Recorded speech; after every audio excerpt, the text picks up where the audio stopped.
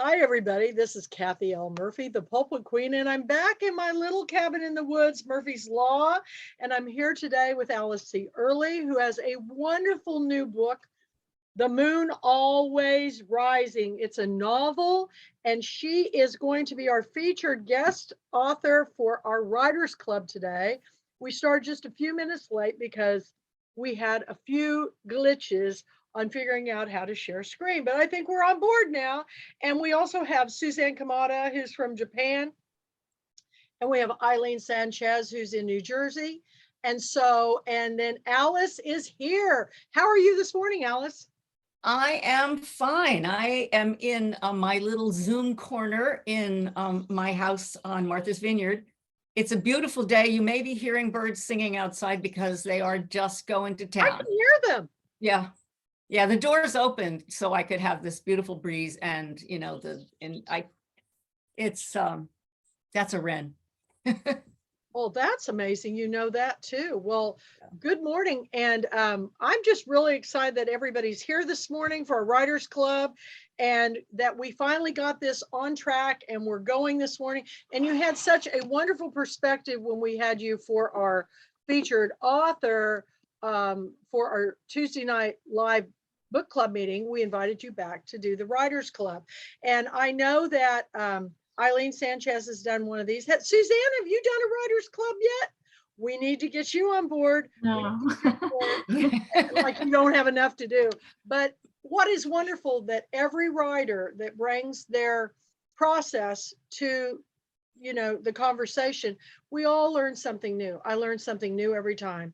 And I am going to turn it over to Alice this morning so we can talk about her wonderful presentation. So Alice, you might give a little of your background and then we'll start your PowerPoint. Okay. For those in the audience, I think you already know a little bit about my background. I'm a debut author. I came to this after being in the business world for most of 50 years. I had started writing my novel before that, but it took a long time writing part-time while I was still working. So unlike many people that I have since met, now that I think of myself as more of an author than a businesswoman, who have had many, many years of being part of the sort of writer community, I feel as though I joined it late and I'm really playing catch up. So while I'm really honored to be here today, I feel a little bit like an imposter because, kind of what do I have to teach anybody about writing? But I've been thinking a lot about writing for the last 20 years and was in a writing group here, learned a tremendous amount from that teacher, and beginning to feel more and more legitimate as time goes on, because this is, for me, it's a major career transition. This is what I used to coach people on doing. Well, now I'm doing it, going from being in the business world for all those years to, pretty much retiring from that and now being a writer full-time and really jumping into the writing world. I'm volunteering tomorrow at the local Writers Festival, book festival. And I'm doing a lot of stuff like that. I'm going to teach a workshop this afternoon, this summer at the Islanders Write workshop. And so more and more I'm getting involved in this world and loving it, but I still struggle a little bit, as we learned this morning when I didn't know how to share a screen.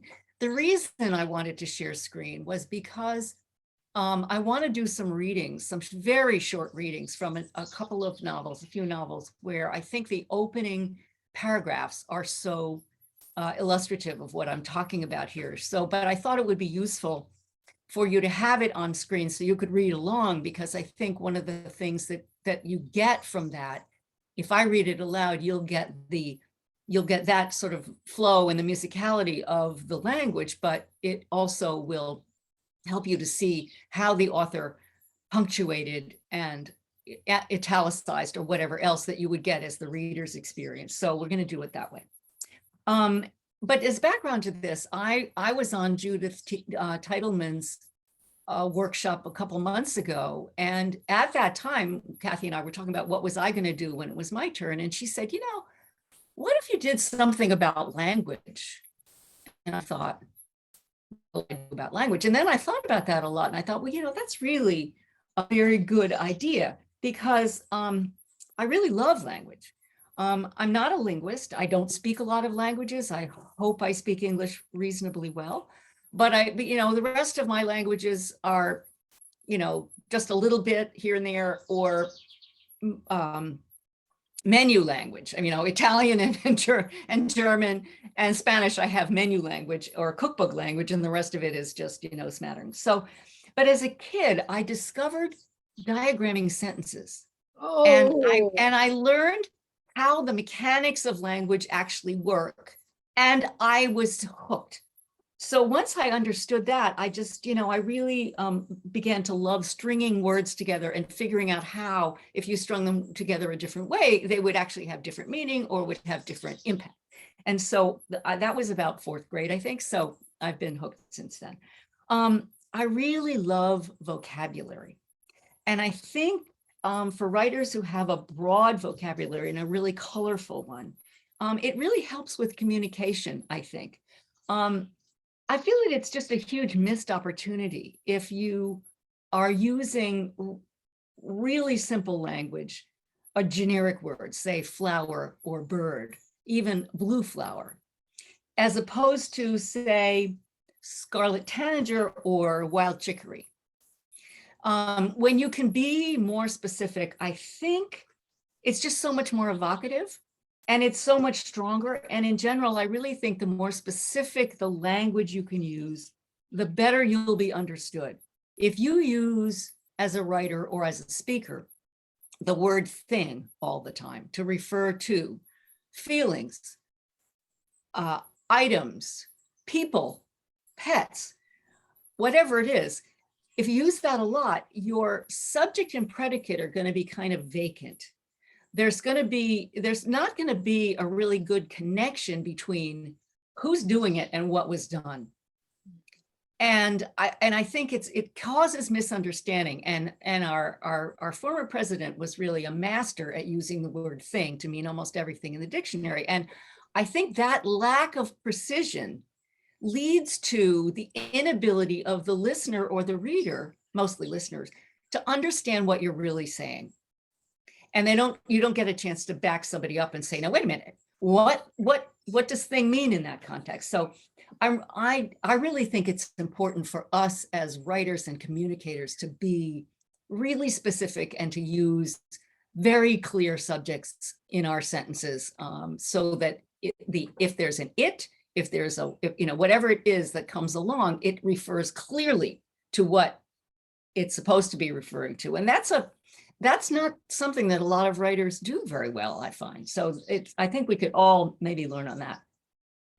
And I really, really believe in precision in words.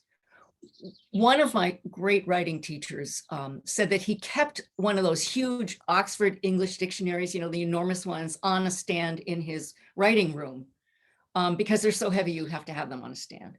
And that he would go and refer to that 4, 5, 6 times a day when he was writing, because he wanted to be sure he had the exact right word. Well, I don't have room in my house for a stand in a dictionary of that size, but I do keep 3 on my shelf right above my desk. And I find that he didn't ever use the internet. I use the internet all the time, and I will look up words constantly to make sure I've got the spelling right, to make sure that I've got the exact right word, that the meaning is what I want, and if maybe a synonym is better. And so I really think that it's incumbent on us as writers to try to be as precise as we possibly can, and to pick the most evocative, strongest word we possibly can. And beyond that level of precision, when you get to things that are evocative, I really think we have to look at our verbs. You can choose a really strong verb, and it can be one that does a lot of work for you. Just as an example, the waves slap the boat. And an alternative to that is the ripples chuckled under the stern of the boat. Okay, So you've got a verb that tells you you've got motion, you've got musicality. And it's just a much stronger way to describe what you're talking about. No more words. It's just better, I think, in conveying to the reader what it is you're really trying to get across. So I spend a lot of time switching out verbs that are more generic or are weaker or are, you know, the easy ones that I come to when I'm writing my shitty first draft. I work out on that to as I tighten, I make my verbs do more and more work. And as that happens, it can make the whole thing tighter, because you need fewer bits of language to give the same amount of information. So I loved Kathy's idea about talking about language. And I want to talk about language. I want to talk about point of view. I want to sort of stretch the idea of language and talk about language, point of view, and voice, because I think the three of them they're intertwined inextricably in how we write and how we communicate, but they're so critically important to how we start the book or the story. And when I was pitching my novel, which I'm going to call Moon now for short because the title is so long, when I was pitching Moon and researching sort of how you do that, I heard over and over again, read over and over again, that it's the first sentence or paragraph or page, and that's all you get. And if you haven't captured your reader's attention by then, they're going to put it down, and your agent or your potential publisher are just going to move on. So I think that these three pieces of our craft, language and point of view and voice, are so important to pay attention to when you're doing that. And the other thing that I learned, just because I think it's important to remember, is that agents in particular said they want to know, where am I? Where is this action situated? And who is talking to me? Through whose eyes or whose point of view am I experiencing whatever this writer is telling me? And if you don't get that in your first sentences or page, they're going to feel lost and they're going to put it down, and that's the end of you. So I've internalized that, I think. So first, I think I want to talk about how voice and point of view differ, because I think they're quite different. And then I want to share a few examples from books that I love, where I think the author does a particularly skillful job of combining those three elements well, and enticing the reader through the voice. First of all, I think there's a lot of confusion about voice. It's one of those things we sort of know it when we see it, but it's very hard to understand, what it is. And if you look for definitions, a lot of times online you find definitions of what is really point of view. It's not voice as I'm talking about it. It's character voice.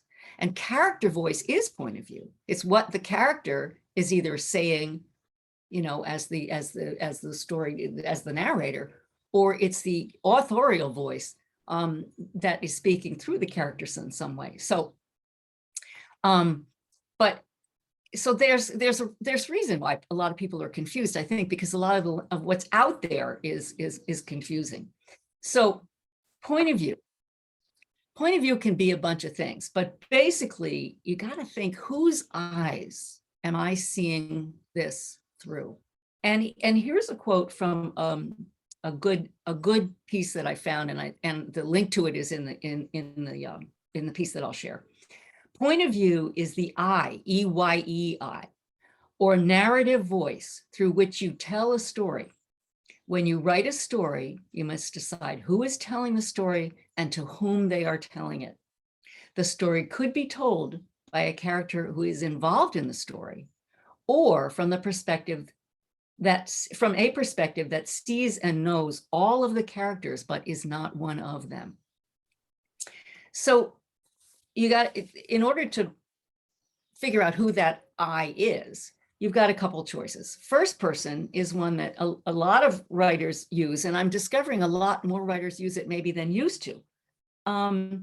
It's when one of the characters is the narrator and is using the I, meaning the letter I or we.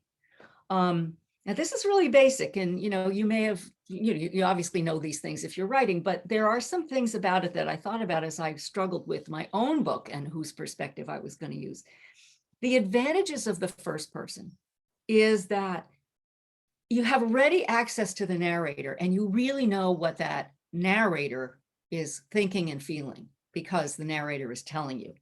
And it can be a great shortcut if you want to use distinctive patterns in the I perspective in creating the voice.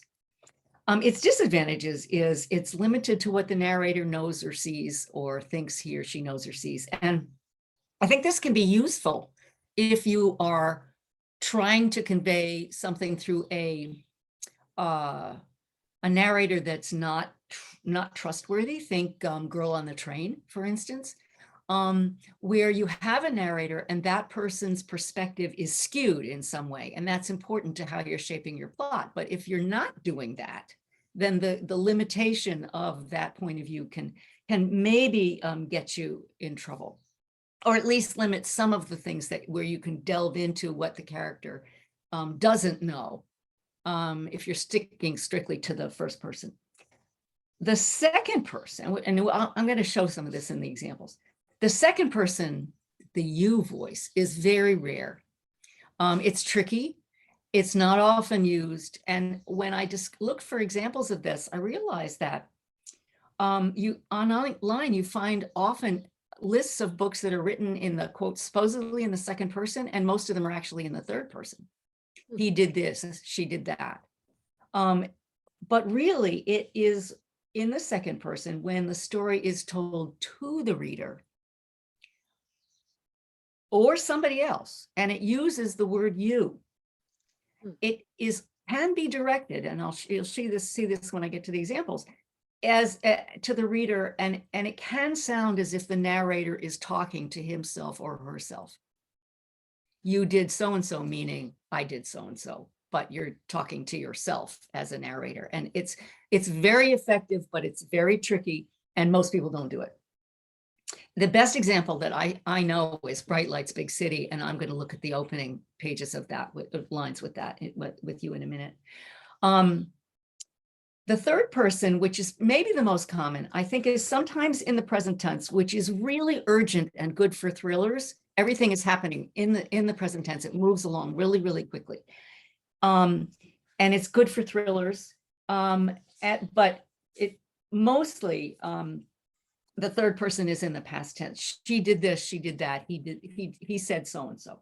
But the third person has really two divisions, and those are important to understand. The first person is, the first one is the third person omniscient. And that's where your narrator knows everything about everybody and can go in and out of everybody's mind and knows all of the characters and their thoughts. You can get all the backstories. The advantage of this is you know all the motivations, you can deal with all the backstories. Everything can be a lot clearer. If you're writing a thriller, this is interesting to think about. If you're in the omniscient, then the reader will know more than the characters know. And one of the hallmarks of the thriller is that the reader actually does know more than the character knows, and the reader is in suspense, waiting for the character to catch up. So it's a useful device if that's what you're trying to do. If the other sort of subgenre of third person is third person, and it's called either limited or close third. And this is what I used to write my novel, The Moon Always Rising. It's where the author limits the knowledge and experience of the reader to the point of view of one character or one at a time, and where it's completely limited to what that character knows or thinks or feels. And when I was, we can talk later if you want about how I edited Moon to be into that one point of view, close personal, close point of view, because that was the only way I could limit a manuscript that had gotten out of control. And the advantages are real clarity. You know whose point of view you're in. There's economy. You can edit down to what only one character sees rather than bouncing back and forth. You know which character is on the stage in view in the reader's eye at any time. And I think it's a shortcut. I don't think it's a cheap shortcut. I think it's a really valuable one. So I invite readers to take a look at that as a way to frame a book, particularly when you're starting out, as I was, and I was finding going back and forth between multiple points of view difficult to manage as a writer. The disadvantage is that if you do that, you can't know what the other characters are thinking. So you really have to get skillful in how to demonstrate. For instance, if the character is saying something to somebody else and that other character looks away or takes a long time before answering or has a facial expression that the main character can see, then you can do a lot with body language and with how you write your dialogue that responds to the main character. But it takes a lot of work to make sure that you're really getting everything you can out of that limitation and not leaving the reader missing something or wishing there was more. I think what I think is really important for any writer to understand, though, is that these are all choices. The point of view is a choice. The voice is a choice. I think, though, that most writers develop a voice that is really distinctive. It is I think of it as style. It is their writing style. And it's hard to pin down, and it's very personal, I think, to each author. But if you think Ernest Hemingway, Rachel Cusk, Mark Twain, Elena Ferrante, those writers have immediately noticeable, detectable, highly distinguishable, distinctive ways of writing. And typically that style carries through all of their work. It's how they write. And that's part of their voice. Now, in the Pulpwood Queen family, I think all of you have probably read some of Mandy's work, Mandy Haynes's work. You know that she has a very distinctive voice. So if you think of Mandy, when you think of voice, then you know what I'm talking about. It's something that couldn't be anybody else. And it's very evocative, it's very alive, and I find it totally endearing. But it's I think, a really good example of voice. But the components of what make that up and what makes one book special and another book kind of meh is that it's sort of this magical amalgam of all kinds of factors, like the authorial style, the idioms that they use, the length and the complexity of their sentences. Think Gabriel Garcia Marquez as an example, if you want really complicated long sentences. And it can be idioms, it can be formality or casualness, it can be a work that is really standoffish, or it's work where the voice just dives in there and kicks butt from the very beginning. And you've seen all of those things, but those are choices. But it may also be that you write in a particular way. Don't make any apologies for it. Just know what it is. Yeah. Okay. So I think nowhere is there such an effect of this interweaving of the choices of language and point of view, which all make up voice, all contribute to voice.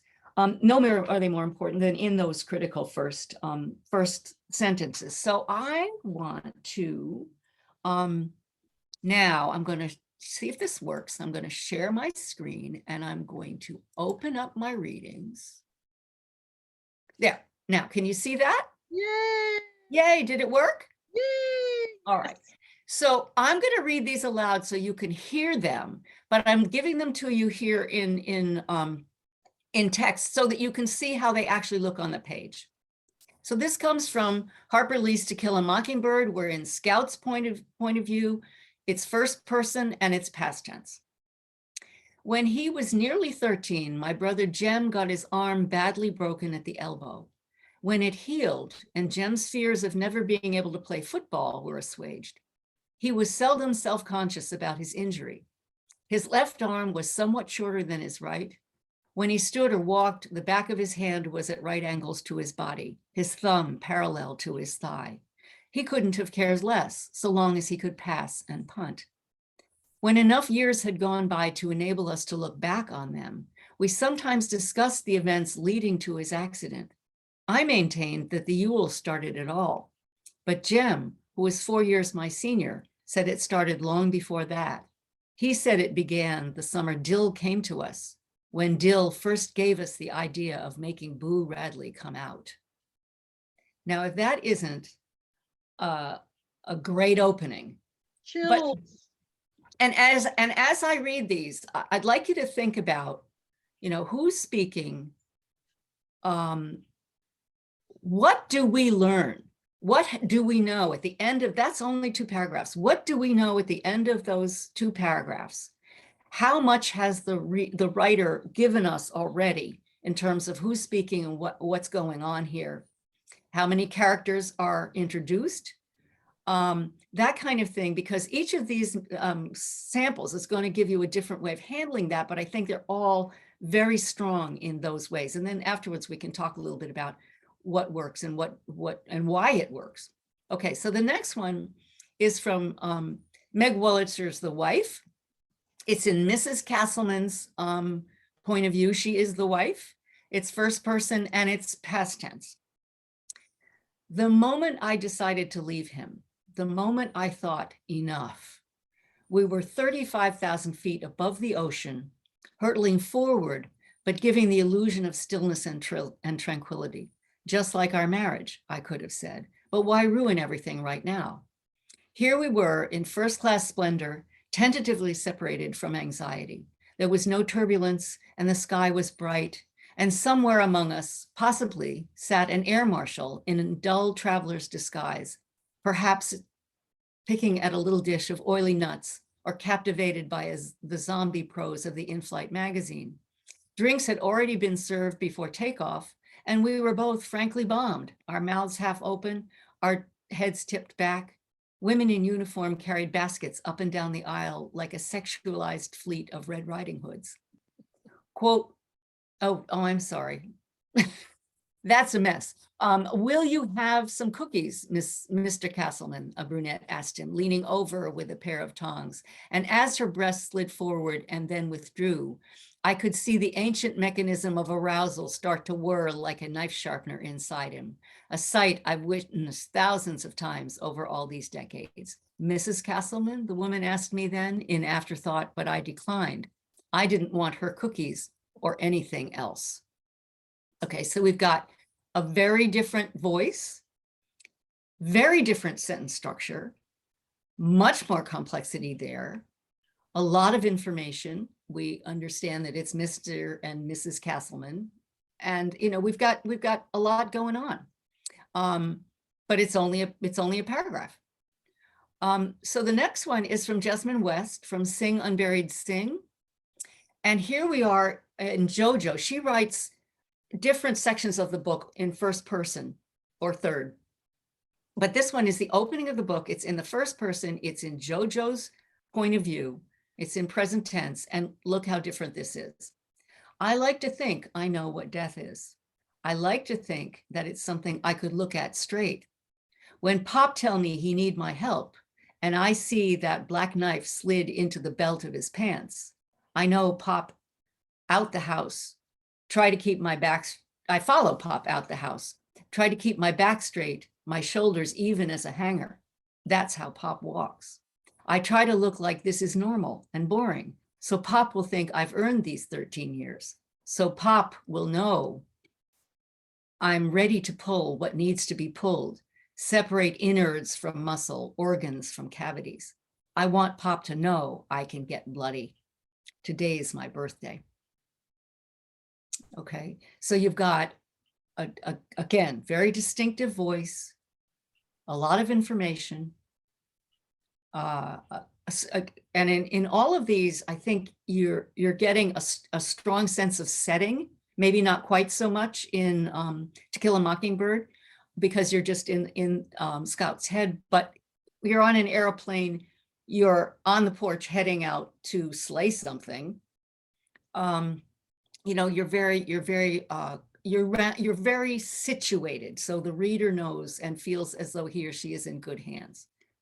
The next one is that example that I said of second. No, I'm sorry. This is Ian McEwen.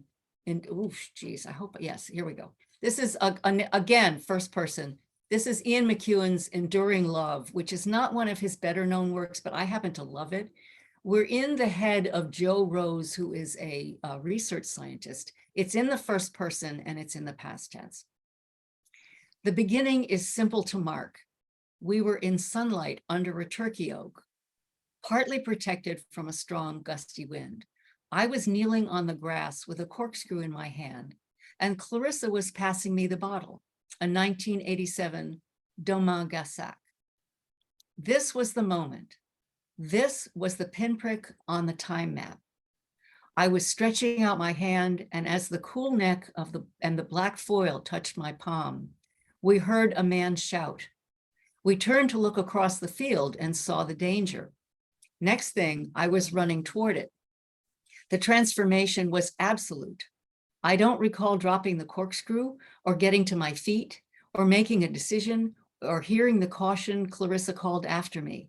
What idiocy to be racing into this story and its labyrinths, sprinting away from our happiness amongst the fresh spring grasses by the oak. There was the shout again and a child's cry, enfeebled by the wind that roared in the tall trees along the hedgerows. I ran faster, and there, suddenly, from different points around the field, 4 men were converging on the scene, running like me. And if you do a little trick, which I learned to love, of looking at the very opening of a book, reading it all the way through, and then going back to the beginning and seeing whether the beginning really sets you up for what happens, this one does a better job almost than any I know, because everything that is indicated or hinted at in this first paragraph is what drives the story into its ultimate, rather scary conclusion. So that's another one to consider. This is the second person that I talked about before, the J. McInerney. It's from Bright Lights, Big City, of course, and it's unlike pretty much anything I've ever seen. The title of this, or the heading for this, is "It's 6 a.m. Do you know where you are?" You are not the kind of guy who would be at a place like this at this time in the morning, but here you are, and you cannot say that the terrain is entirely unfamiliar, although the details are fuzzy. You are at a nightclub talking to a girl with a shaved head. The club is either Heartbreak or the Lizard Lounge. All might come clear if you could just slip into the bathroom and do a little more Bolivian marching powder. Then again, it might not. So here you are, you're in the you. You know, who is he talking to? Is he talking to me, the reader? I don't think so. I think he's talking to himself, but I'm not sure, but I'm gonna find out. You know, he's in a bar, you know, who's with him. And then, but what some of the things I love about this is how specific some of these things are, the Heartbreak or the Lizard Lounge. And slipping into the bathroom to do a little more Bolivian marching powder. Well, you know, you don't know exactly what that is, but you know, it's probably some, you know, drug lethal if taken too much of. So I really love that, but I think I wouldn't ever dare write that myself, because first of all, I wouldn't be able to write about these things, but I also think that the second tense is too tricky for me, but obviously not too tricky for McInerney. The next one is Colin McCann. Now this is an example. We've gone from the first person with several examples to the second person with one. Now this is the third person, and it is the narrator and it is omniscient. Now, if you've read Let the Great World Spin, which is one of my favorite books, you know that in other parts of the book, he goes into first person, which is not omniscient, obviously, and he goes into third person. But because he wraps a lot of the story around the pieces that have to do with the tightrope walker, and he opens the book with that, they are always in the omniscient. And watch how he sets this up. Those who saw him hushed on Church Street, Liberty, Cortlandt, West Street, Fulton, Vesey. It was a silence that heard itself, awful and beautiful. Some thought at first that it must have been a trick of the light, something to do with the weather, and accident of shadow fall. Others figured it might be the perfect city joke. Stand around and point upward until people gathered, tilted their heads, nodded, affirmed, until all were staring upward at nothing at all, like waiting for the end of a Lenny Bruce gag. But the longer they watched, the surer they were. He stood at the very edge of the building, shaped dark against the gray of the morning. A window washer, maybe, or a construction worker, or a jumper. Up there at the height of 110 stories, utterly still, a dark toy against the cloudy sky. Okay, so, to me, that's a riveting image because I've lived in New York and I know exactly where this takes place. It's, of course, he's at the World Trade Center, which no longer exists. But it was written about the tightrope walk that went between the two towers of the Trade Center. It has nothing to do with 9/11. It's before that. But he's actually giving you the cross streets that from which you can see that point on what was then the trade tower. So Church Street, Liberty, Cortlandt, West Street, Fulton, and Vesey are all places, streets right in that part of town. So if you know anything about New York, you know exactly where you are. And if you remember the World Trade Center, then you know what that must have looked like at the time. Even if you don't, you pretty much get it from here. And for generations to come, they will never know what that looked like exactly, but there you go. So I included something from my own book, but, in the interest of time, I don't know if I, want to burden you with that. I think maybe I'd rather not and leave it here for you to read.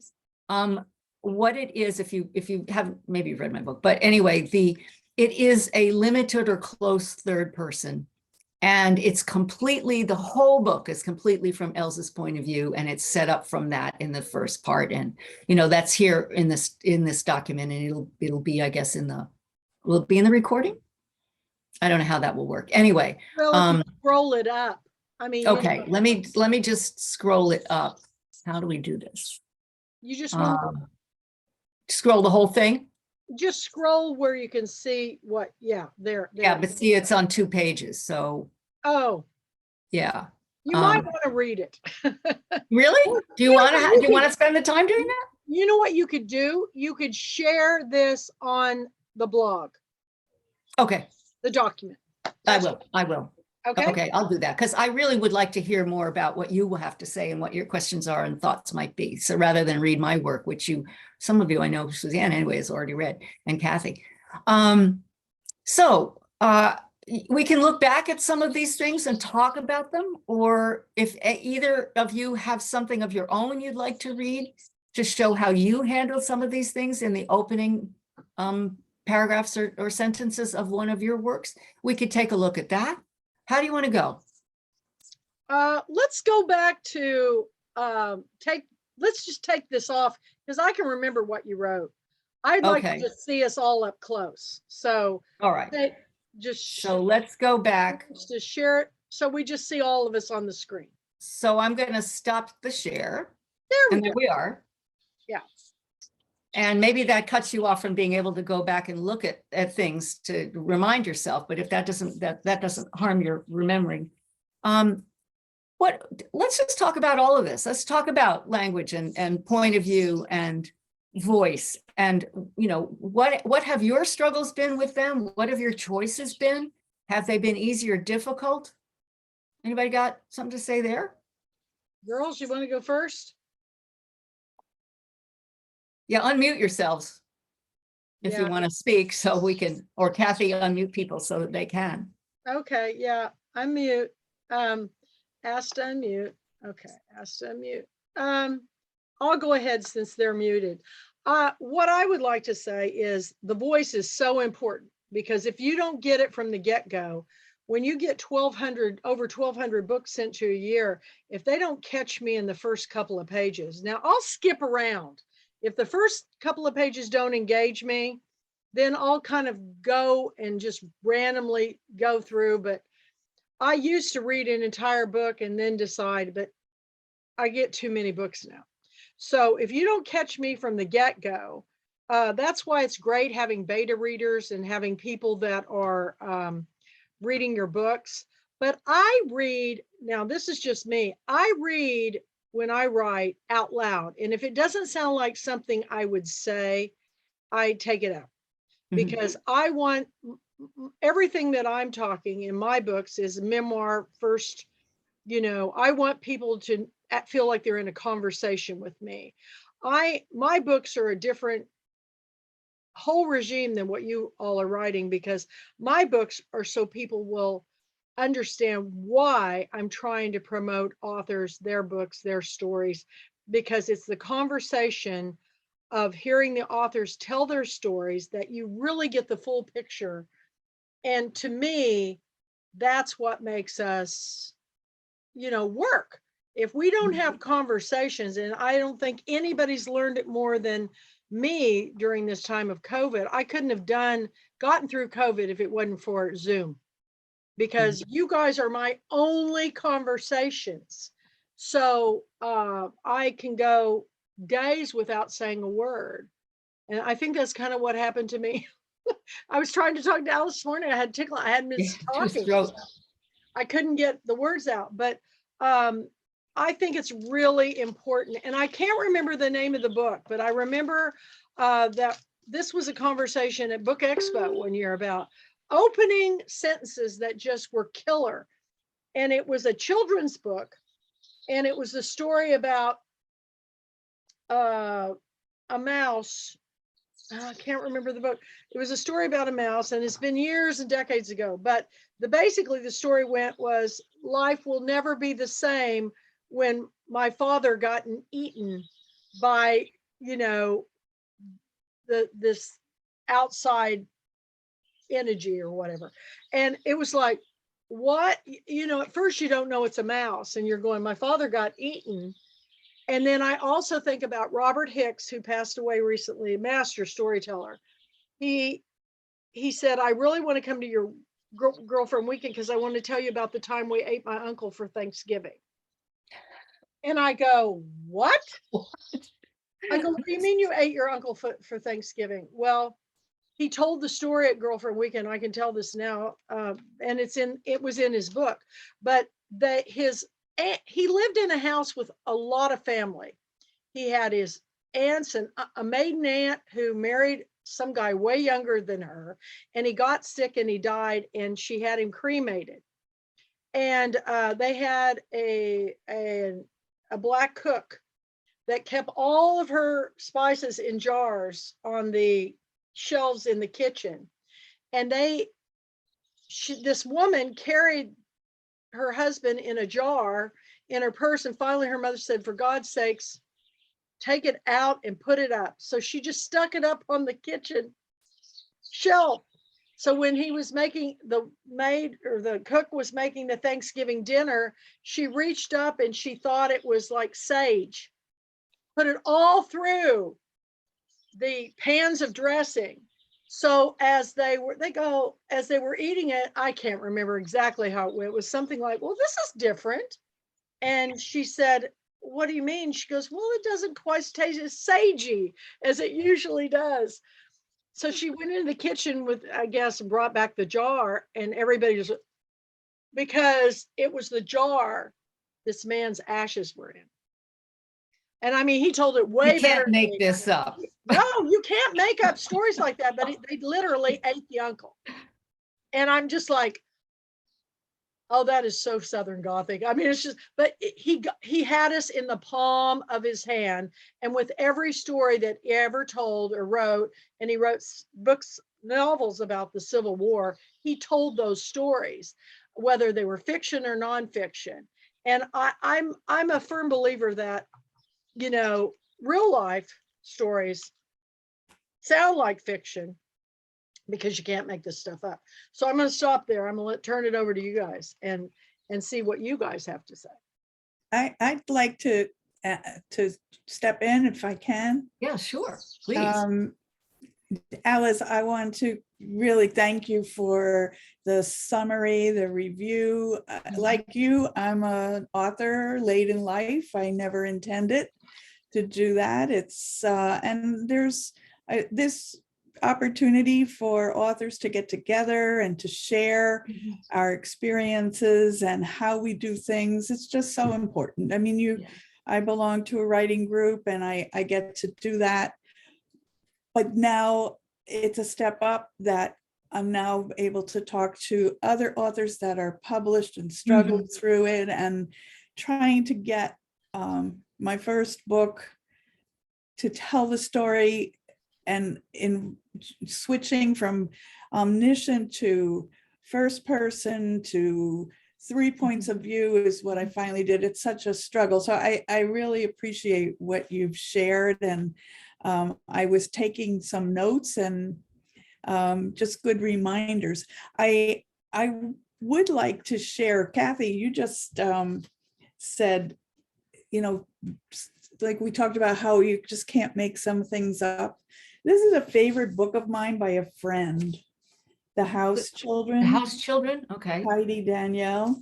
Oh, I haven't read it. Okay. I'm not sure that she's published by my publisher. I don't know that she's a Pulpwood queen, but it's a good story. And I just want to read the first paragraph, because when I read this, and she was one of my writing group friends, and I thought, oh, the paragraph just grabbed me. So this is chapter 1. My birth was a sin and a crime. I was born in the Tuam mother baby house to an inmate serving a year of penal servitude. Her crime, an out of wedlock pregnancy. When she was discharged, she was forced to leave me behind in the care of the bone-secured nuns. This archaic system imposed an unbearable weight of shame that both my mother and I carried into our futures.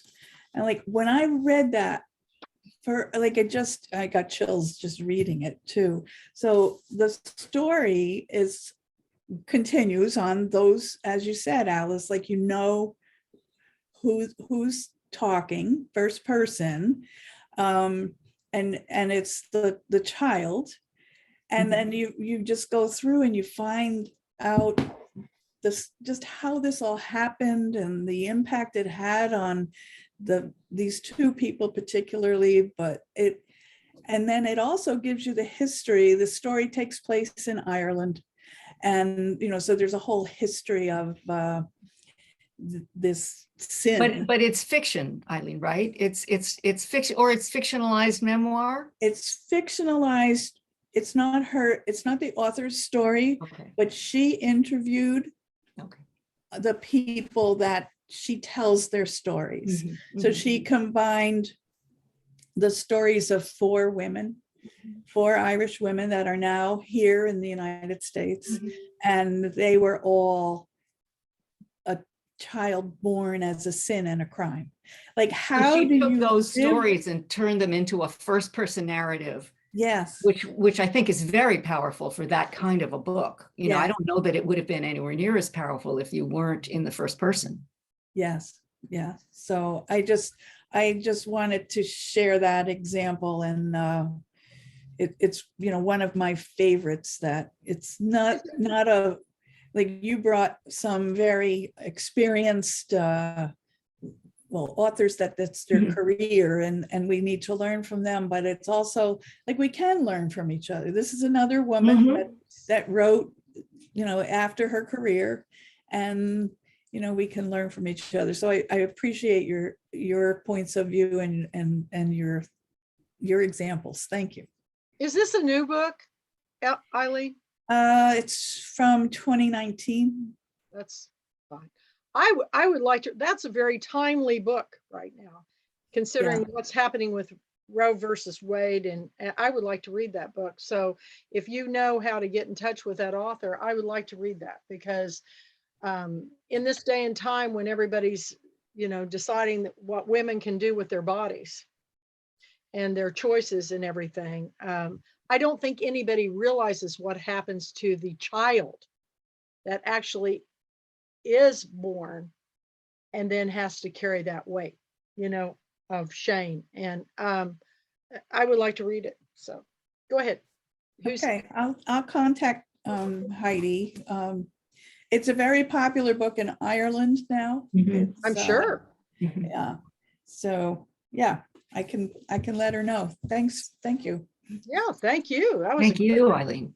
yeah, right. Suzanne, anything you wanted to add? I actually prepared like a paragraph from my work in progress to share with you Great. for feedback. So Great, no do one has go ever read for this it. I'd love to before, hear. and I've never shared it before. But it's different from normally when I start with like in media res. I start with the scene. So this is sort of a scene, but I packed a lot in the first paragraph to sort of introduce all the questions and give a lot about the character's character.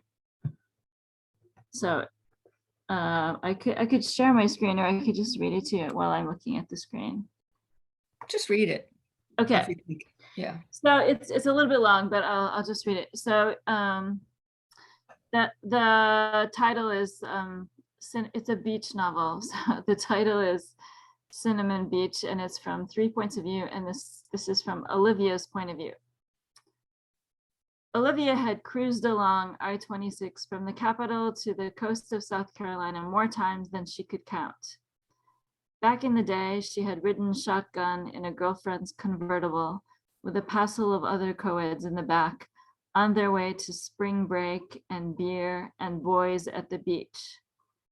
Or another time, it had been in her yellow VW Beetle on the way to see the do-gooder surfer guy she thought she couldn't live without, the one who spent the summer at Myrtle Beach and took her to that place where they tossed their clamshells onto a sawdust-covered floor.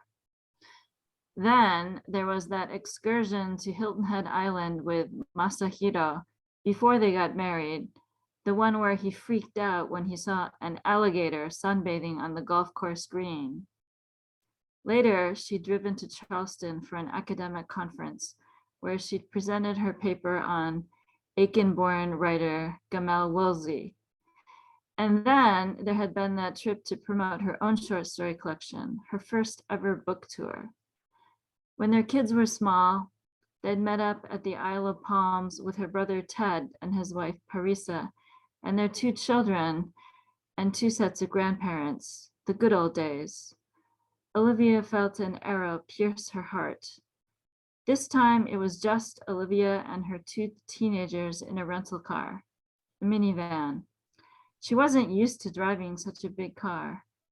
In Japan, she drove what they called a K car, which was small enough to navigate the narrow roads in their neighborhood. This time was different. And that's the first paragraph. Wow. I love how you take us through the timeline with these cars. It reminds me of, Cars, yeah. that's an interesting way of taking us on a journey, is the different types of cars, the I minivan. wasn't thinking about that, yeah. It's really good. I mean, I automatically know everywhere you've been, convertible, bug, to the minivan. That's great. That's great. I think an agent, if they gave you any feedback, would tell you that that's too much information. Maybe. If they gave you any at all. What I'd love to do is, if you send me that, I'll mark it up a little bit. But basically my reaction, which I think is what you might find, is that the first sentence isn't doing as much work for you as it could. Just read that first sentence. Read that first sentence. Read it again. Read it again. Wait, where is it? Hold on. I think I like close the Oh, file. okay. actually. Anyway, we just remember that I it think was like that she she had was, been on you're placing us because you give us the name of the highway right, and and where it's going right. to. So that's important, but you're giving us a kind of otherwise sort of an empty sentence of action.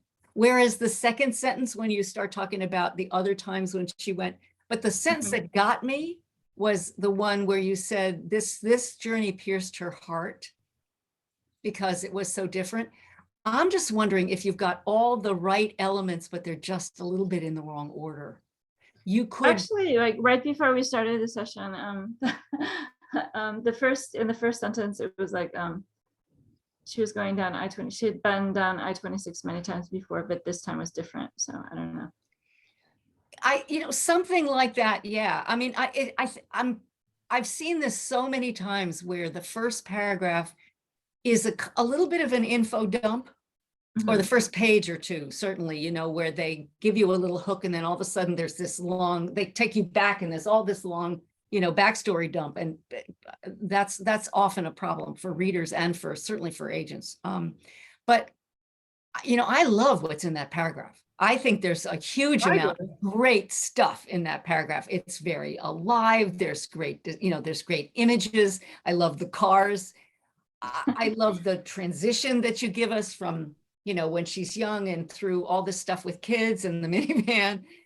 I can just see popsicles, I mean, you got a lot of evocative stuff in there, but I think the way you have fed it to the reader maybe just needs some work. And, I can't tell you how hard it is to come up with the right first paragraph. It's like the hardest, for me, it's the hardest thing in the world. So leave it alone. I mean, don't change it. Keep going. If that's your work in progress, you just keep going. Just leave that there. But when you're done and you know where that first paragraph needs to, how it has to introduce us and how it's going to tie through to the end of the book, when you're done, go back with all that knowledge of what the journey of the book has been for the reader and for you, and take a look at it again and say, okay, am I starting in the right place? One of my writing teachers had a saying that I love and that I've stolen, which is, are you getting to the party at the right time? Are you arriving too early, in which case the party hasn't started yet and you're giving us all this backstory? Or are you arriving too late when the party is so far in full swing that the reader can't catch up? If you get to the party at the right time, which is usually, as you usually write in media res, then there's something going on, but the reader isn't lost.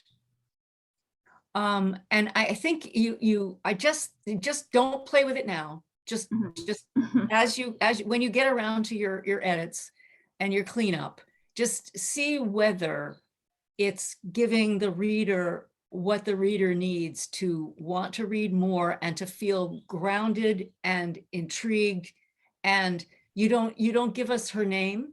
You say she. You might want to put Olivia's name in earlier. I think I started, the first word was Olivia. Yeah. Oh, was it? Okay. I guess Yeah, I missed that. So then fine. I'm guilty of hearing poorly. But that kind of thing, but don't do it now. I agree. I think you need to get it all down and then you go back, because you get so caught up in perfecting that first paragraph that you're losing ground. Get it all down and then you go, and you just keep refining it till you distill it to its finest. That's this is a great idea, Alice, of having us all share readings. I think we need to have a writers club where we do this, and maybe one a month, and different people, because to hear your perspective, I never thought of it that way, but I think, your paragraph got me. I like the car part. I was like, I knew, and I did too. I knew the girl. I knew where she was going. I knew where she'd been. So, but both perspectives, I think. Can I add to it though? If what caught me, like what I think Alice said it too, was the part about it pierced my heart, that line. I would go back and underline that. If that's not really important, it sounds like it is. Like now I want to know well, why is Why? it so different? So that will make me want to read I want to know more. And so that's where if you don't, I agree, don't go try to fix it now because you're not really going to know, but maybe underline it or just, put a note that line's important. It Does is it need to important. come Yeah. sooner? Or, or is it not, if it's not important, No, it is. then Yeah. it's a red herring, but maybe that's what you want. So yeah. I So think what's the name? most books, Go ahead. if they work, most books start at something that is a turning point in a character's life. And something piercing one's heart is probably a turning point of realization. And so that to me seems as though it's sort of a watershed moment. There's all these things that she's described about these trips that she's made, and then there's this one, and from there things are going to be different because she's going to be different. Somehow inside she's different. It doesn't have to be a death. It doesn't have to be something eating your father, but it can be an event. And it often, if you notice how many books start with a death. So, if that piercing of the heart is going to be that watershed moment for your character, then hang on to that and just show us how. Just a little bit more in the beginning. But I can't tell you how many times I cut whatever I thought was the first chapter of my book and started it later and later and later, and rewrote and then rewrote and rewrote. So don't do anything now because you may decide that the party starts at a different place. And I'll tell you, when my book was, Amy Einhorn was the editor of my book. And when I wrote my first memoir, she took the first chapter of my book and she put it as the middle of my book. Because that was like, and I would have never thought of doing that how she did that, but it made sense after how she changed up the way the chapters were. And it just really made the book go, you had the beginning, the middle, and the end, and they were all high points, Yeah. So but good. I was in a writing conference, Grub Street conference, I think, and Ann Hood was leading. Yeah, And Ann. And she said that she gave her manuscript to her editor, and her editor said one thing. She said, switch chapter 1 and chapter 2. And she said when she realized that, that worked and that was it, that was perfect. So I think you need another point of view sometimes to see that, but also I think we need to be flexible in our minds about where a book really starts. There's a difference between where the story starts, because the story could start, 3 centuries ago, but the book starts somewhere else. And it's really important to understand that you're not telling the entire story from where it began until a point when the story that you're telling really starts. So, and that's a real struggle for a lot of beginning writers. Maybe you've encountered that, Eileen, but I sure did. Where does this story that I want to tell with this book, where does it really start? And that's hard, I think, to find. And you guys, it's 11:07 and I've got to go on to my next event. Okay. I hate to leave because this is a great conversation. So let's keep it going with the blog. You might bring Okay, up some so of the things. I will put those examples up on the blog. I'll put what I tried to share on the blog. Right. And, anybody who wants to, finds it useful, that's great. And we have our recording, so that's great. And thank you so much for being here. And thank you for inviting me. This has been fun. I mean, it forced me to do some homework, which was. Well, we want to have people back again and again, but we'll get everybody on the page. So Suzanne, I know you're teaching and all this stuff now, but later on, that would be great. And because we always learn, didn't we learn a lot today? Thank you so much, Alice. You're so welcome. Thank you. I will probably not get it up onto the web till I get back later tonight because I'm running out the door. So you all have a wonderful day. Thank you, Alice, so much. Everybody have a great day. Thank And you. And thank you again, Suzanne, Kathy. For the will be back idea, with you Sunday. You'd sent me a message. I'll be back with you Sunday. And Eileen, down the road, girlfriend weekend's coming and we're filling up fast. So if you know of anybody that needs to come, they better get their package soon because we may sell out before the price goes up. So I've got my reservation. I just need a white dress. That's going to be hard. oh no, it's not. No, it's Yes, not. it is. Email me No. later. I'll tell you what to do. I So live on an island where there's nothing like that to be purchased, except maybe in the summer I can find a white dress. So I'm going shopping to see if I can stockpile something for January. check out Etsy and check out, believe it or not, Amazon beachwear. You can find a zillion very inexpensive Okay. things. So you all Okay. have a great week. We'll see If you need later. shopping Okay. advice, go to Kathy. Thank you. Thanks, everybody. Bye. Thank Take you. care. Thank you so Thank much you for so being here. much. Next time. Bye-bye. Bye. It's all about the story. Bye-bye. Bye.